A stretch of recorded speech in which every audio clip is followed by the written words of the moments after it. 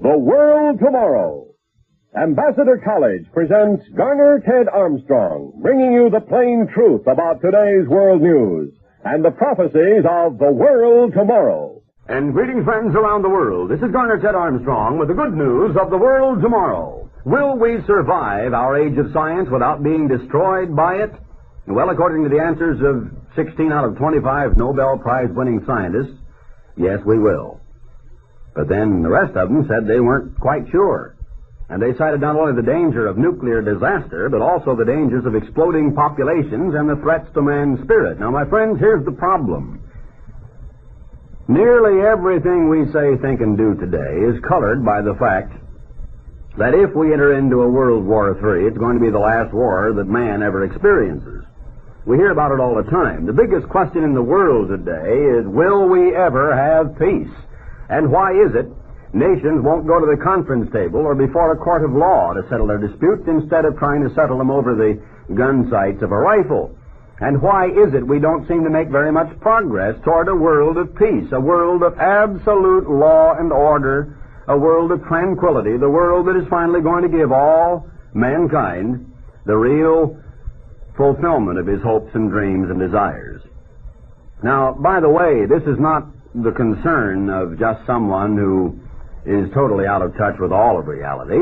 This is not the concern of villagers high on the slopes of Mount Kilimanjaro. But it is the concern of Nobel Prize-winning scientists of the large and respected universities in all nations. It is the concern of the top government leaders, of the top legalistic minds. It is the concern, in short, of the educated people, the intelligentsia, the political and military leaders, the scientists who deal with the various trends in this modern complexity, this society we call culture today. And they're asking, will we survive it? Are we going to be alive in the next couple of generations? Will we find this tremendous Disneyland, this utopian era of glamour and productivity, or are we going to blast ourselves off the face of the earth? Now, when asked to seriously consider such a question, the answers are pretty varied. For example, when these scientists who were attending a meeting were asked, will we survive this age of science, these Nobel Prize winners? Well, 16 out of 25 said, yes, they thought maybe we would. But now let's look at what the others said, because one noted Mayo Clinic scientist said this: I'm very optimistic. That's my nature. I believe in self-preservation, if nothing else, and that will bring the two great sides together. Then an 80-year-old World War II atomic scientist said, I am convinced we will come through. We'll do it. We'll avoid war. And another one, a Dr. Edward Tatum of New York City's Rockefeller Institute, who is a leader in the new biology that probes into the genes and molecules, you may have been hearing some of the reports about it, he said, I'm optimistic. But if we can't survive biologically, something better will come along and take our place. That doesn't mean we shouldn't fight to survive, but this is the way of evolution. So you say, oh hum, or oh well, tough luck, we tried it, good effort there. But then, of course, if we don't survive, maybe some other type of life will gradually evolve. This is what he thought. A Dutch chemist said, well, how can we predict whether man will survive? Dr. André Cournand, who is a heart researcher in France, said, I don't predict, I just say we must try to understand and imagine. And Dr. Segre of the University of California said, man's fate? Well, I don't know. If it were really true that man were a rational being, there wouldn't be any danger, but how much man is rational, I don't know. So when you get right down to it, regardless as to the label we wear, whether a person is a scientist, an educator, a military leader, a world-leading political figure, it seems that his ideas, his opinions, or his approach to the big problems of our age today are just about as varied and put in just about the same language that you may use to describe it. And it seems like you can find opinions at every end of the poll. So the question is, just where does that leave you? Upon whom do you depend? What is the real authority to which you go to find out whether or not your children are going to grow up and get married and find a nice place for themselves in society, and their children are going to grow up and get married, and you're going to dandy the grandchildren and kind of bounce them on your knee and buy them a nice gift at the birthday party or something? Is life going to go on? Now, you know, people like to escape from the realities of the questions themselves. They like to turn on the one-eyed monster and forget the world outside and try to ignore conditions the way they really are, instead of trying to find solutions to them. But, my friend, it's time you asked some very serious questions of yourself. Can you, by looking at all you know about the world outside, at the way other human beings are acting, can you safely, sanely, and completely with confidence predict we're going to be living in a peaceful world of productivity and happiness in another decade or so? Or are you really sure? And isn't there any way to become sure? Isn't there any source to which you can go to get the answers? Now, who is it who is striving for peace? Certainly not wild mobs. Certainly not youths, not the teenagers. Who is striving for peace? Just who is it who gathers in the conference rooms? I visited not long ago the very rooms in which some of the world leaders were gathering, the United Nations building in Geneva, Switzerland. And visiting these giant chambers with gold paint all over the place, and sometimes solid gold, these beautiful large fixed-seat auditoriums in which men such as Castro and others have gathered to try to find world peace. Seeing the very rostrum where the highest officials of the United States, the Soviet Union, and all the other powers of the world had gathered to seriously consider how can we disarm. You know, I walked through these great large chambers and I asked myself, what is the sum total product? What is the actual value? What has actually been produced as a result of, let's say, just what it cost to build this one building all by itself? What tangible earthly good has mankind derived from this giant complex of huge, beautiful auditoriums with their balconies for the press and their worldwide, of course, communications with all the various press and the media of communication around the world to tell what these men are considering as they meet in these chambers? Well, I look at the wars of today, North and South Vietnam, the trouble, of course, between nationalist China and Red China. I look at a divided Germany, the Berlin Wall, the Jew-Arab strife, at racial hatred and tension, at all of the race riots which either have occurred or will occur or are about to occur. And I ask myself, just how near are we to achieving world peace? Do these leaders, do these intelligent people, do these educated people, these elected officials, or these officials who gather together to represent their constituents in many a nation, do they know the way to peace? Do we find them just really solving the problems and really showing us the way to peace?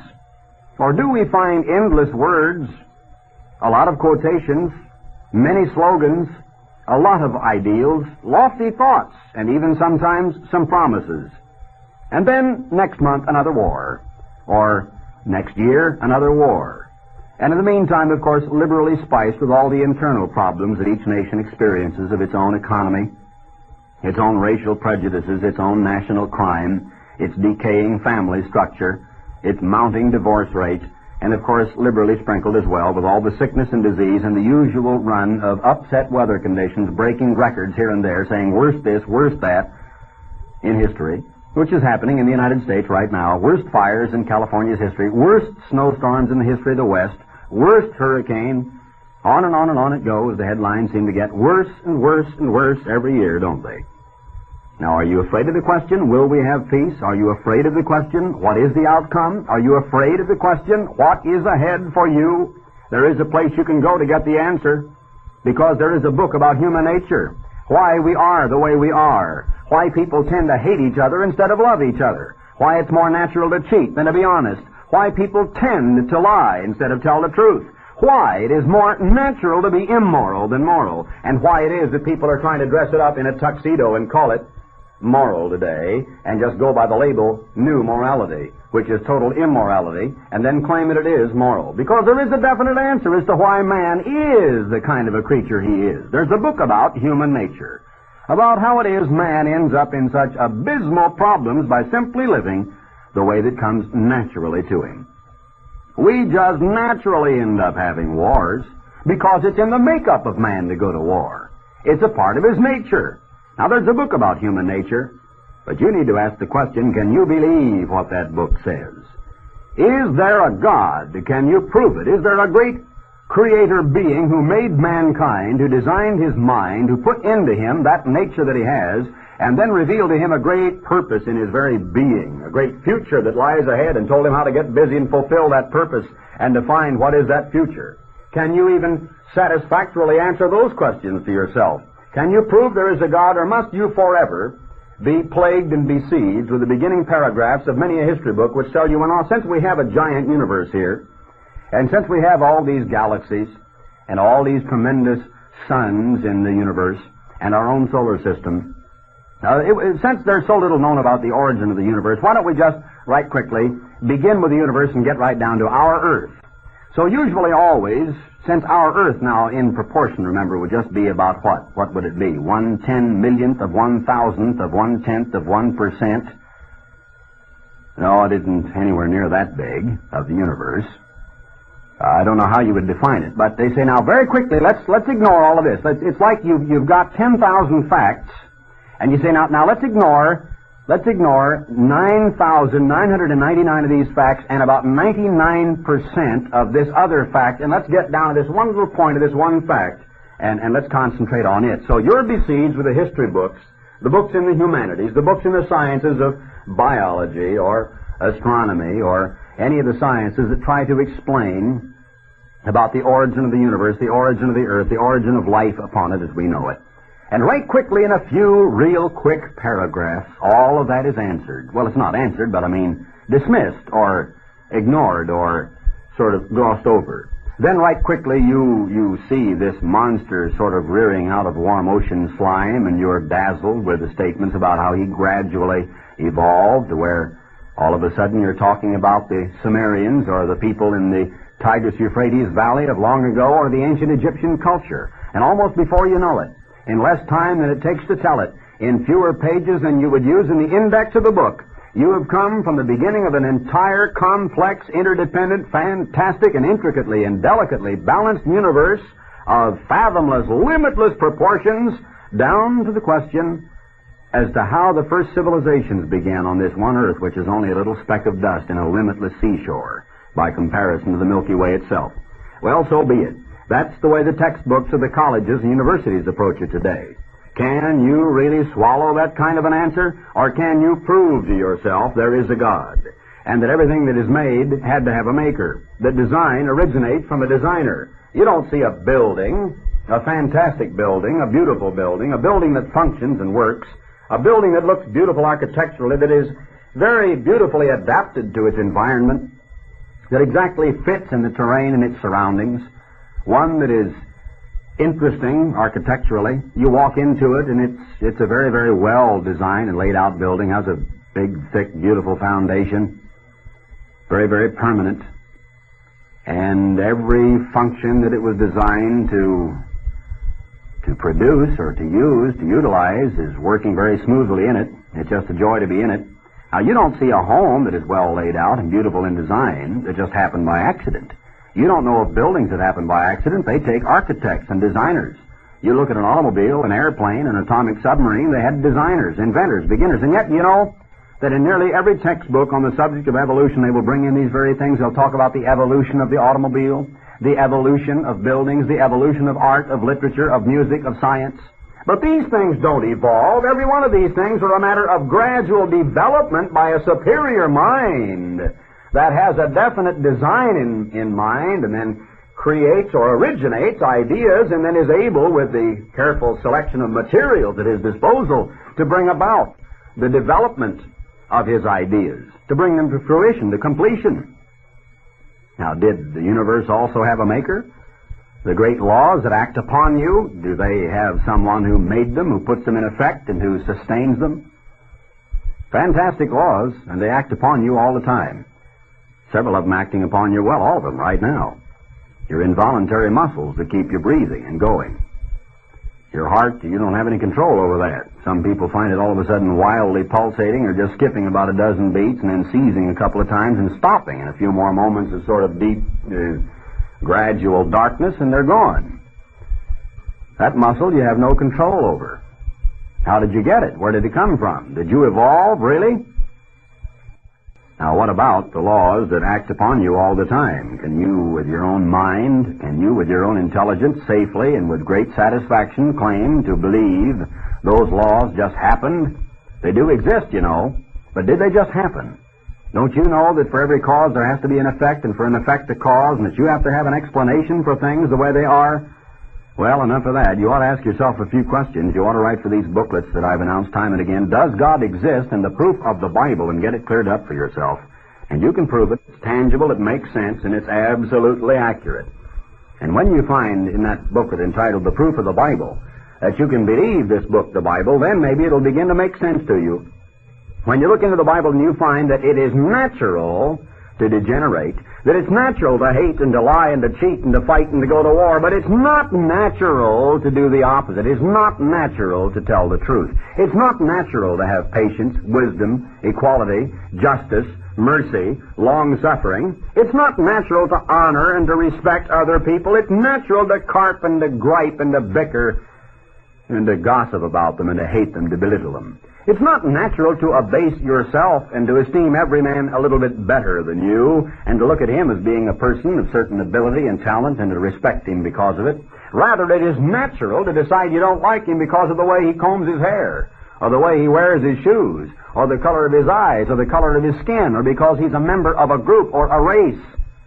That's natural. It's natural to go to war. In short, it's human nature. And human nature is defined in the Bible. It's called a nature which is contrary, which is against or hostile to law. Now, God is the great lawgiver. God gave these laws, not only the laws that act upon you, but the laws that He has laid down that are revealed to man by which we ought to live. Laws that regulate our conduct to our God and our conduct toward our fellow man. God Almighty made those laws. He set them in motion, and He laid them down. And He showed exactly why we ought to obey them. He said in Deuteronomy 5:29 in the Bible, "Oh, that there were such an heart in them, that they would fear me and keep my commandments always, that it might be well with them and with their seed or their children forever." Because He is acting like any loving parent in our best interests.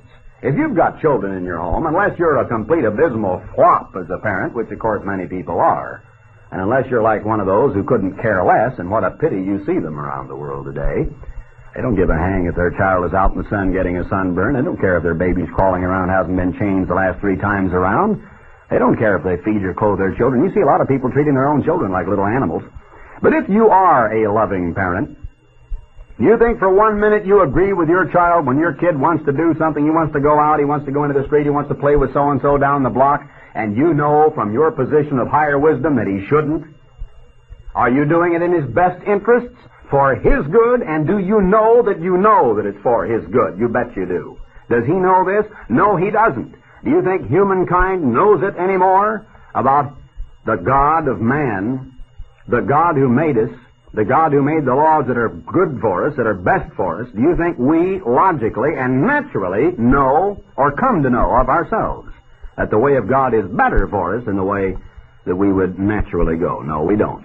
Now, what do you provide your child as a substitute for his lack of wisdom? Well, some people would get so angry with me for suggesting they ought to ever punish a child in love, not in anger, judiciously, carefully, never to injure, never to overpunish, never in any way to bruise or to cut. Because whenever you see a case of child beating, it just about breaks your heart and makes you sick and angry all at the same time. But believe it or not, your Bible talks about the right way to rear children. And so you provide, if you're a loving parent, if you're a wise parent, if you're an unnatural parent, one that doesn't go according to your own human nature, but looks into the Word of God to find how you should rear your children, then what you do is to provide that child with a substitute for his lack of wisdom, and that substitute is discipline. That substitute for his lack of decision-making apparatus, for his inability to choose the way that is best for him because he doesn't have the equipment to make the right choice yet. So you provide a substitute. You make that choice for him. You say, you do this or else. And the or else is usually sufficient that he simply decides, well, I don't want that or else, so I'll do this. Now you, in your superior wisdom, know that when he does that, that is better for him. He doesn't know that. He wouldn't agree with you on that line of reasoning in 10 million years if you were to stay that same age perennially like little orphan Annie does and never grow any older. He wouldn't know that, and he wouldn't agree with it. But it makes sense. Now, do you think that doesn't make sense? You think this is illogical talking? Well, kid yourself if you do. But it isn't, and you know it, especially if you're a parent and you've had the opportunity to realize that. James, in James, the 4th chapter, in the first few verses, explains about human nature, as I've talked about in the program constantly here recently. He says, "From whence come wars and fightings among you? Come they not hence even from your lusts at war in your members?" He said, "You fight and kill, and you have not, because you ask not." And he said, "You ask amiss, that you may consume it upon your lusts." So it's natural to lust. It's natural to have vanity. It's natural to have wild, drunken brawls. It's natural to degenerate, but it is unnatural. It's abnormal. It's unusual. It's contrary to human nature to have mercy, justice, equity, equality. Now let's just look at a real unnatural chapter of the Bible first to show you in contrast. You ought to turn over to 1 Corinthians, the 13th chapter, or to Galatians 5. We can take a look at those right quickly and find out what it says. You see if this is normal or natural. Here the Apostle Paul is talking about an unnatural way to act for a human being. To act as if he had a certain kind of love. Not mother love, not father love, not love of children toward pets, but a love of God, which is defined in the Bible as being something beyond the capacity of normal man. And it comes in a different way, by the way. He said in verse 4 of the 13th chapter of 1 Corinthians, charity. Now this word is love, actually. It doesn't mean charitable organizations or just charity in the sense of giving clothes to poor people or canned goods to people in Vietnam. This means love. It means an outgoing concern, and it is so rendered in some of the more modern versions. So it says love suffers long and is kind. Do you suffer long? You know the average person, He's sitting in a theater and someone sits in front of him with a high-piled hairdo of some type and he's mad. A man is in a line of traffic and somebody cuts in on the right and he's mad. A man is in a supermarket and a woman happens to get in front of him with her basket of groceries and he's mad. Suffer long? You know anybody who does that? You don't know anybody who suffers long. You know very few, and if you know any, well, you're a rare person to even be able to know such a person. Love suffers long and is kind. How many kind people do you know? How many kind organizations? There are a few. Oh, yes, there are. But very few. Love envies not. Now, how many people do you know who just absolutely have no envy in them? Not one little bit of envy. You don't know any. You don't know any. Envy, or the vanity of a human being that makes him feel that he ought to be better than most other people if he isn't, and just hates to admit it. Just jealously desires and has a great gnawing, aching desire to have the things of, whether it's the possessions of, the wife of, the automobile of, or even the talents and abilities of another person.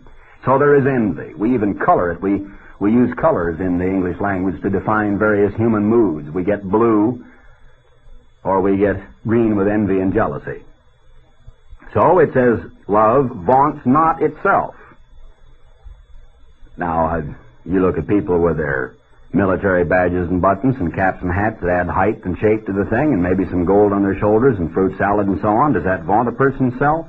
Is not puffed up. That means swelled up like a toad with vanity. Verse 5 of 1 Corinthians 13, that love does not behave itself unseemly, seeks not its own, is not easily provoked, thinks no evil. Now, you'd call a person like that stupid. You would call a person who doesn't think evil naive. You would call a person who likes to see the best side of everything and just doesn't even like to look or hear about evil things when it has to do with another person's nature, and would rather look on the bright side. You'd say, boy, what a naive dope this is. It says, rejoices not in iniquity, doesn't love a scandal, doesn't love a dirty, rotten, filthy triangle, doesn't just love a murder story, doesn't love to look at a lot of violence, doesn't really love to just rush into the scene of an automobile accident, get in the way of the emergency rescue vehicles, and sort of look at the blood and gore. Now, what do you think human beings do? Do they rejoice in iniquity? Why, nearly every novel, every TV series, every book, every magazine, nearly everything you pick up is rejoicing in iniquity. If it's weird, if it's mixed up, if it's perverse, if it's bigoted, if it's hostile, if it's degenerate, if it's on fire, people love it. They love a good bonfire. They love a good riot, a good fight. They love to get the inside dope on the latest scandal of a government official. Oh, to dig under the rug, to open the old closets, to pull out the drawers of forgotten sins. People just love to do this. They like to sort of bathe in it. It's like sort of swimming in the sewer system. It's a proclivity of mankind. They love a good scandal. Nothing will set the tongues wagging quicker than a good scandal, and you know it, and I know it, and it's natural. But I say that this love that the Apostle Paul is defining is the kind of love you wish everybody had. Sure you do. You might think this is just religious sounding. This is for religious people. Oh, it is it? You'd like to dismiss the whole thing as sort of religious argument or a religious doctrine that you would not like to expect from your neighbors. Discretion, justice, patience, understanding, wisdom, fairness. How about you Negroes when you're hunting for a job? How would you always like every time you went to a personnel manager or rang a doorbell, you'd like to see understanding, patience, wisdom, judgment, justice, a sense of equality, a sense of respecting you for exactly what you are, your own personal character. And if you're a person who likes to riot and you're filled with bigotry and hatred, then expect to get the kind of treatment that is going to create in somebody. But on the other hand, if you're ready to take your place in society and you're ready to stand and to act like any other law-abiding person in any community, would you like to get that kind of treatment? You bet you would. Do you always find it? No, you don't. Neither does anybody else, for that matter. But there's still too much racial prejudice and bigotry in the world, and it's time we begin to admit it. So people want that kind of a world. You're asking for remuneration for work? You want to buy a car? You want some advice on your marriage, do you? What kind of advice would you like? What kind of treatment from the salesman would you like? Fairness? Justice? Long-suffering? Equality? Understanding? Great integrity? You would? Well, where are you going to get it in the world? You're not, are you? So, expecting you're not going to get it, people say, well, he's a liar, why shouldn't I? Oh, well, he cheats, why shouldn't I? Sure, I would steal, people say, doesn't everybody? So I'm telling you, you'll have to agree with me that it's unnatural, abnormal. It's not just according to human nature to have these qualities that the Apostle Paul is talking about. He says, does not behave itself unseemly, thinks no evil, rejoices not in iniquity, but rejoices in the truth. What is the truth? Well, Jesus said in John 17:17, thy word is truth. Beareth all things, believes all things, hopes all things, endures all things, looks for the best, willing to really endure. Now, that's not very natural.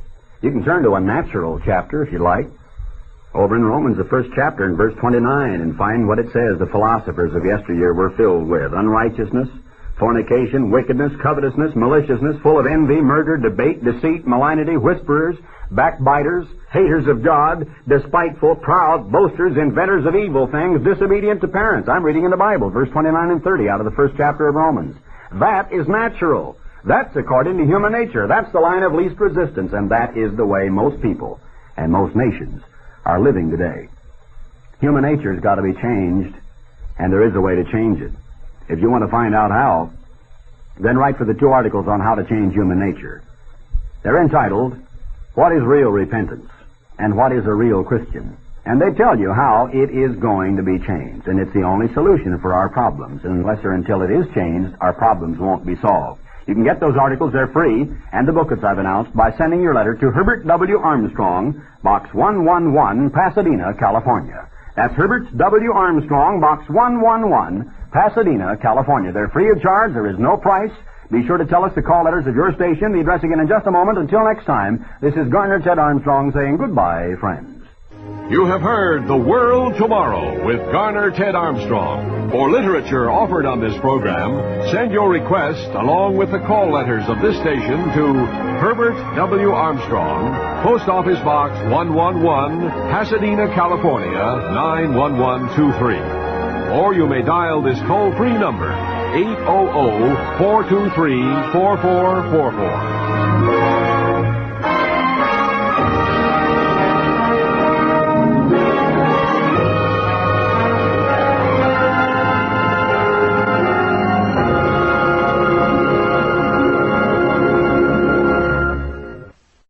Additional programs and literature available at hwalibrary.com.